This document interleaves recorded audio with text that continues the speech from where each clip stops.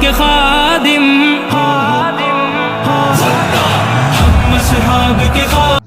اما بعد فاعوذ باللہ من الشیطان الرجیم، بسم اللہ الرحمن الرحیم۔ قال اللہ تبارک و تعالی عن القرآن المجید والفرقان الحمید، انا نحن نزلنا الذکر وانا له لحافظون۔ اللہ رب العزت کے لیے تمام قسم کی تعریفات اور بے شمار جائز قسم کے لاکھوں کروڑوں درود و سلام حضرت محمد مصطفیٰ صلی اللہ علیہ وسلم پر اور آپ کے صحابہ کرام پر۔ تفصیلی خطاب تو انشاءاللہ حضرت مولانا کا ہوگا۔ میں ایک پیغام جو قرآن ہمارے لیے لے کے آیا ہے وہ آپ کے سامنے رکھ کے اپنی بات ختم کروں گا۔ اللہ رب العزت کا قرآن، اس نے ہمیں کیا طریقہ دیا ہے اور ہمارے لیے آئیڈیا اور نمونہ بن کے آیا ہے۔ اب قرآن کے حقوق ہمارے سامنے کیا ہے؟ اللہ رب العزت کا قرآن، انا نحن نزلنا الذکر وانا له لحافظون۔ اللہ رب العزت نے اس قرآن حکیم کو نازل کیا ہے اور اس رب کے قرآن کی حفاظت کا ذمہ بھی اللہ نے کر لیا۔ اور یہ ایسی کتاب ہے کہ کوئی بھی مصنف یا مفسر یا کوئی بھی کتاب لکھنے والا جب کتاب لکھتا ہے تو اپنی کتاب کے پہلے صفحے پر یہ بات لکھتا ہے کہ میں یہ کتاب لکھ رہا ہوں، پڑھنے والا اس کو جب پڑھے گا تو اس کے اندر کوئی غلطی ہو، میرا یہ نمبر ہے، مجھے رابطہ کرے اور اس کے اندر جو غلطی ہو اس سے اطلاع کریں تاکہ آئندہ ایڈیشن کے اندر میں اس غلطی کو دور کر سکوں۔ لیکن اللہ رب العزت پہ میں قربان جاؤں، اللہ رب العزت نے جب قرآن کو اتارا تو پہلے ہی صفحے پر یہ بات لکھ دی، ذالک الکتاب لا ریب فیہ ھدی للمتقین۔ لوگوں، یہ کوئی ایسی کتاب نہیں ہے کہ جس کے اندر شک کیا جائے، بلکہ یہ ایسی کتاب ہے اس کے اندر شک تو دور کی بات، شک کے گناش بھی نہیں ہے۔ یہ ایسی کتاب ہے اور یہ کتاب کیا ہے؟ جس جگہ پہ، جس وقت میں، جس کاروبار میں، جس زمین میں، جس جگہ پر پڑھی جائے اس جگہ میں، اس کاروبار میں، اس گھر میں، اس نسل میں، اس اولاد میں یہ برکتیں ہی برکتیں کرتے ہیں۔ اور اس کی مثال میں ایسے دوں کہ اس کو لے کے آنے والے حضرت جبرائیل علیہ السلام جب اس کو لے کے آئے تو اللہ رب العزت نے حضرت جبرائیل کو سارے فرشتوں کا سردار بنا دیا۔ اور جب یہ کتاب جس مہینے کے اندر آئی، وہ مہینہ شہر رمضان الذی انزل فیہ القرآن، وہ مہینہ تمام مہینوں سے مرتبہ والا، مقام والا، فضیلت والا بن گیا۔ اور جب یہ کتاب جس حشرے کے اندر آئی وہ حشرہ باقی تمام حشروں پہ فضیلت والا، مقام والا بن گیا۔ اللہ رب العزت کے پیارے پیغمبر اس آخری رمضان کے حشرے کے اندر اعتکاف کیا کرتے تھے اور جس رات کے اندر آئی وہ رات تمام راتوں سے مقام والی، مرتبہ والی، فضیلت والی بن گئی۔ انا انزلناہ فی لیلۃ القدر۔ اللہ رب العزت نے آگے بات چلوں یہ کہتا چلوں، اللہ کے پیارے پیغمبر نے فرما دیا خیرکم من تعلم القرآن وعلمہ۔ جس کے سینے میں یہ کتاب آئی وہ سینہ سب سینوں سے افضل اور اعلیٰ مقام والا تھا۔ وہ کیسے مقام والا؟ میں اس کی مثال یوں دیا کرتا ہوں، جب قاری قرآن، حافظ قرآن مصلی رسول پہ کھڑا ہو کے امامت کرتا ہے، نماز پڑھاتا ہے، ہم سب اس کے پیچھے نماز پڑھتے ہیں، اور کوئی ملک کا وزیر اعظم ہو، ملک کا جرنیل ہو اور ہمارے علاقے کا ایم پی اور ایم ایل اے ہو، جو بھی ہو اس کے پیچھے آ کے نماز پڑھے گا، جب تک وہ حافظ قرآن، وہ قاری قرآن، وہ مصلی کا وارث جب تک اللہ اکبر نہیں کہے گا، اس وزیر اعظم، اس صدر، اس ایم ایل اے کے اندر یہ جرأت، یہ ہمت نہیں ہوگی اس کے اللہ اکبر کہنے سے پہلے وہ رکوع اور سجدے میں چلا جائے۔ یہ ہے مقام قاری قرآن۔ نبی علیہ السلام کی حدیث خیرکم من تعلم القرآن وعلمہ۔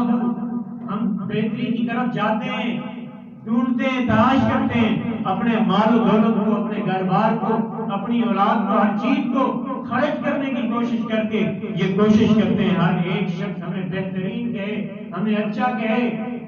اللہ رب العزت کے پیارے پیغمبر نے فرما دیا اس بات کی طرف آؤ، خیرکم من تعلم القرآن وعلمہ، تم میں سے بہترین، بہتر بھی نہیں بلکہ ایک ڈگری اوپر، ایک درجہ اوپر بتا دیا، بہترین انسان وہ ہے جو قرآن کو سیکھتا ہے اور اس کو آگے سکھلاتا ہے۔ اور آخری بات یہ کروں گا کہ قرآن کا ہمارے اوپر حق کیا ہے؟ حق یہ ہے، سب سے پہلا حق یہ ہے کہ ہم قرآن کے اوپر ایمان لیں گے۔ ایمان کیسے لانا ہے؟ ایمان اسے لانا ہے آمنت باللہ و ملائکتہ و کتبہ، کتابوں پر ایمان لانا۔ قرآن بھی ایک کتاب ہے اور اللہ کی نازل کردہ کتاب ہے۔ اس پہ ایمان لانے کا مطلب یہ ہے کہ اس کو یہ ماننا ہے یہ اللہ رب العزت کی صفت ہے اور اللہ رب العزت کا کلام ہے، اور یہ عقیدے کا مسئلہ ہے۔ حضرت امام احمد رحمہ اللہ تعالی جب ان کے دور میں یہ مسئلہ پیدا ہوا کہ قرآن کو مخلوق کہا جائے، انہوں نے اس بات سے انکار کر دیا، بلکہ اس بات پہ ڈٹے رہے کہ میں یہ بات کہوں گا کہ قرآن اللہ رب العزت کا کلام ہے، اللہ رب العزت کی صفت ہے۔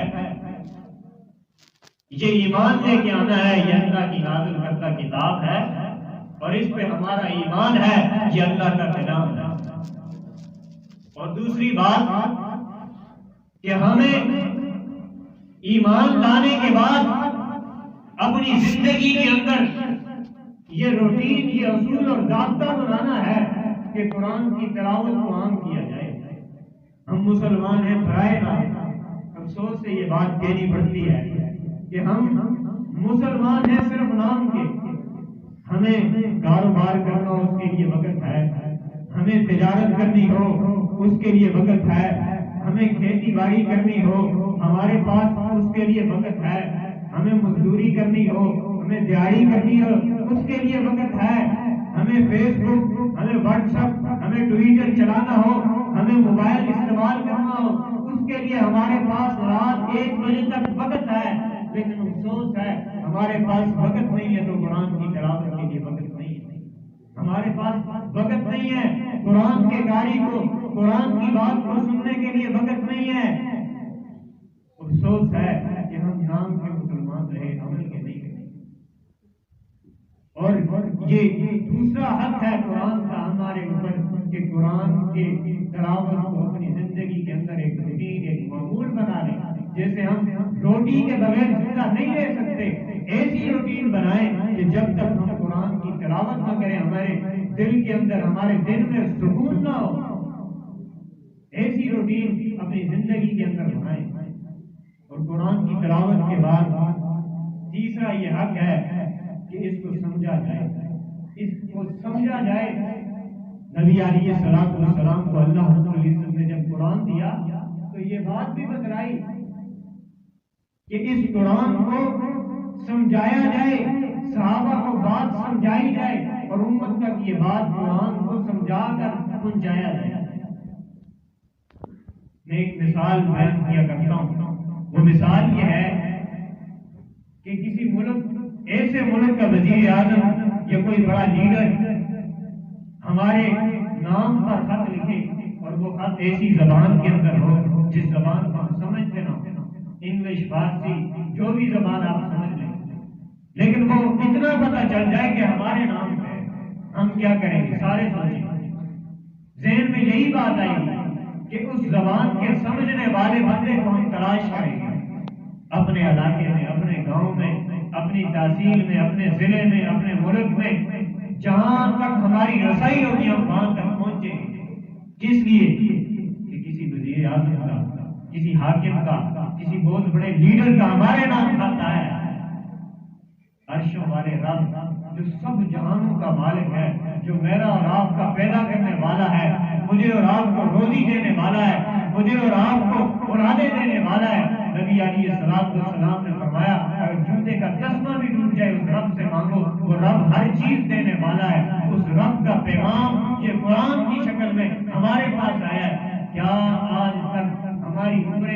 ہماری زندگیاں گزر چکی، ہم نے قرآن کو سمجھنے کی کوشش کی ہے؟ اگر نہیں کی، یہ قرآن کا ہمارے ذمہ حق ہے، اس حق کو پورا کرو۔ اور اگلا حق یہ ہے کہ اس کو سمجھ کر اس پہ عمل بھی کیا جائے۔ قرآن کی خود آیت ہے، وَمَن لَّمْ يَحْكُم بِمَا أَنزَلَ اللَّهُ فَأُولَٰئِكَ هُمُ الْفَاسِقُونَ۔ جو قرآن کے مطابق فیصلے نہیں کرتا، یعنی اس کے مطابق عمل نہیں کرتا، وہ ظالم ہے۔ دوسری جگہ فرمایا وہ کافر ہے، اولئک هم الکافرون۔ یہ ہمارے اوپر قرآن کا حق ہے کہ ہم قرآن کی پہلے ایمان لے کے آئیں، پھر اس کی تلاوت کریں، پھر اس کو سمجھ کر اور پھر اس کے اگلی بات کے اس کو ہم اس پہ عمل کریں۔ اور آخری حق یہ ہے کہ ان کے بعد، ان ساری چیزوں کے بعد، نبی علیہ السلام کے ذات پہ ان کے حق اس پر عمل کرتے ہوئے خیرکم من تعلم القرآن وعلمہ، اس کو سمجھ کر، اس پہ عمل کر کے، اس کو پڑھ کے، اس پہ ایمان لا کر اگلا کام یہ ہے کہ بلغوا عنی ولو آیا، کہ اس کو ہم دوسروں تک پہنچائیں تاکہ رہتی دنیا تک اسلام اور قرآن کا بول بالا رہے اور ہماری، میری اور آپ کی زندگی بن جائے کل قیامت کے دن بھی، آج دنیا کے اندر بھی ہم مقام والے، مرتبے والے بن جائیں۔ آخری بات کہہ کے ختم کرتا ہوں۔ میں ایک سوال آپ سے کرتا ہوں، سارے اس کا جواب دیں۔ آج دنیا کے اندر مسلمانوں کی آبادی جو ہے وہ تقریباً پوری دنیا کا حساب لگایا جائے باقی اقوام سے سب سے زیادہ ہے، لیکن آج دنیا کے اندر سب سے زیادہ ذلیل اور رسوا اور پستی کا سبب اور بستی کے اندر کون لوگ ہیں؟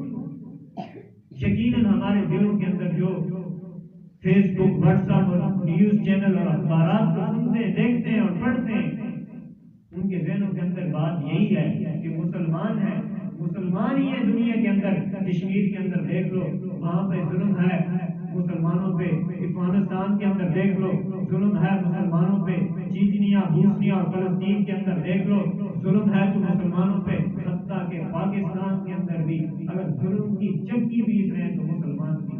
وجہ کیا ہے؟ وجہ یہی ہے کہ ہم نے رب کے کلام کو، رب کے قرآن کو چھوڑ دیا ہے، اور اس چھوڑنے کا سبب اور اس چھوڑنے کا نتیجہ یہ ہے آج دنیا کے اندر اگر ذلیل و رسوا ہے تو ہم مسلمان ہیں۔